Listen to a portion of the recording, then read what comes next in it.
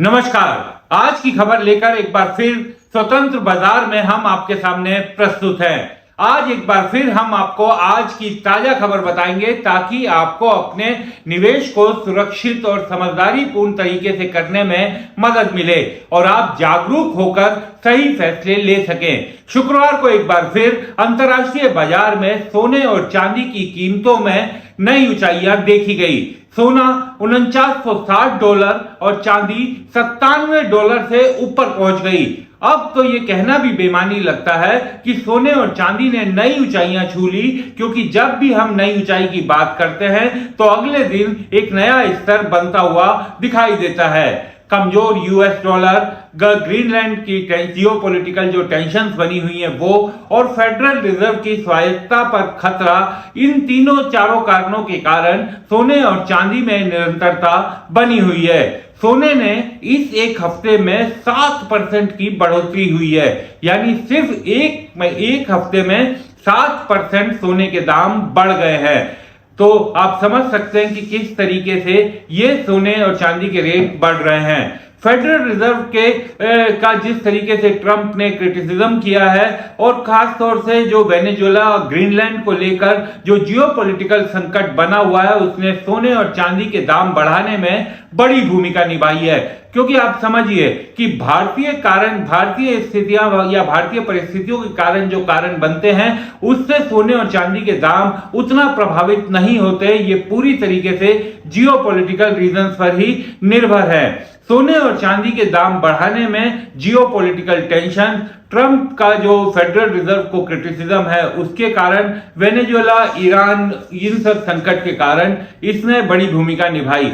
एक ट्रेंड जो है वो साफ दिखाई दे रहा है कि जो अंतर्राष्ट्रीय निवेशक हैं वो अब सोवरेन बॉन्ड या फिर करेंसीज के जगह उनसे दूर होकर सोने और चांदी, जिसे सेफ हेवन भी कहा जाता है, उसकी तरफ उनका विश्वास लगातार बढ़ता जा रहा है। अगर हम अपने स्थानीय बाजार की बात करें तो एमसीएक्स पर गुरुवार को गोल्ड के दाम पीक पर चढ़ गए। एमसीएक्स गोल्ड पर दाम करीब 4% बढ़े और 1,56,540 प्रति 10 ग्राम के पड़ाव पर पहुंच गए। इसने हालांकि हाई 1,57,086 को भी छुआ, लेकिन 1,56,540 तक गुरुवार को पहुंच गए। एमसीएक्स सिल्वर ने 0.87 की बढ़ोतरी की और 3,26,500 प्रति किलो के भाव को छू लिया। हालांकि बुधवार को ये इससे भी ऊपर पहुंच गई थी, जब इसने 3,35,521 का स्तर पाया था। इस बीच लेखक और निवेशक रॉबर्ट कियोसाकी, जिस पर सबकी निगाहें लगी रहती हैं, एक बार फिर उन्होंने चांदी के बुलिश होने के अपने विचार को दोहराया है। उन्होंने कहा है कि वर्तमान आर्थिक सेटअप में सोने के ऊपर चांदी को रखते हुए उन्होंने दावा भी किया है कि ये 2026 में $200 प्रति औंस को छू सकती है, यानी इसी साल। अभी हम $100 के स्तर की बात कर रहे हैं, जनवरी अभी चल ही रहा है। और रॉबर्ट कियोसाकी, जिन्होंने रिच डैड पुअर डैड एक बड़ी महत्वपूर्ण किताब भी लिखी थी, उनका कहना है कि 200 के स्तर को भी छू सकती है। कि हजारों सालों से पैसे के रूप में चांदी को इस्तेमाल किया जाता रहा है, और जो मॉडर्न टेक्नोलॉजी ड्रिवन इकोनॉमी है उसमें की स्ट्रक्चरल मेटल चांदी बन गया है। चांदी को लेकर हालांकि रॉबर्ट कियोसाकी हमेशा से बुलिश रहे हैं, उनका इस मेटल पर बहुत ज्यादा विश्वास रहा है, लेकिन अब $200 की भविष्यवाणी ये निश्चित पर एक बड़ी भविष्यवाणी है। हालांकि उन्होंने खुद ही ये कहा है कि ये भविष्यवाणी गलत भी हो सकती है, लेकिन चांदी को लेकर लॉन्ग टर्म पोटेंशियल उनको दिखाई साफ देता है। चांदी के लॉन्ग टर्म इन्वेस्टमेंट को बताते हुए उन्होंने ये भी कहा कि 1990 में, यानी कि आज से करीब 35 साल पहले,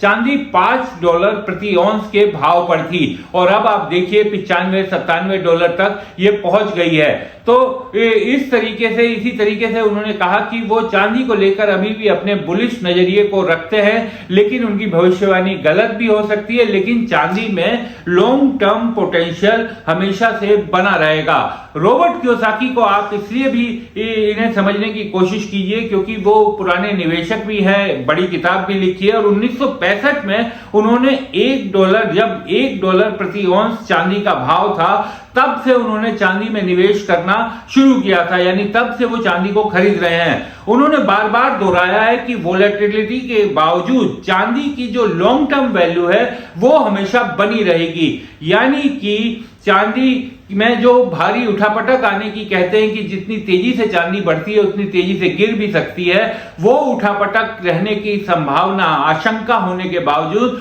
जो चांदी का लॉन्ग टर्म पोटेंशियल है वो हमेशा बना रहेगा।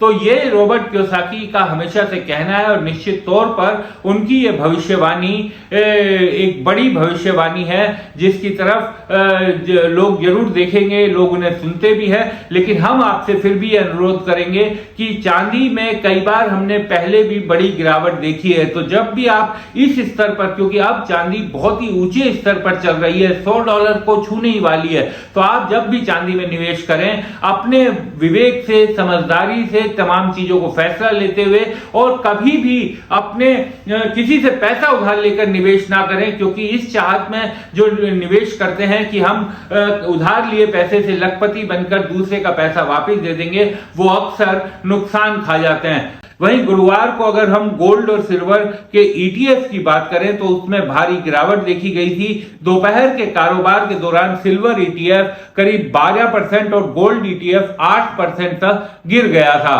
हालांकि बाद में सुधार भी हुआ और वायदा बाजार में सुबह तेजी से दाम गिरे थे। सोने में 4,000 रुपए की गिरावट आई थी, लेकिन बाद में थोड़ा सुधरा।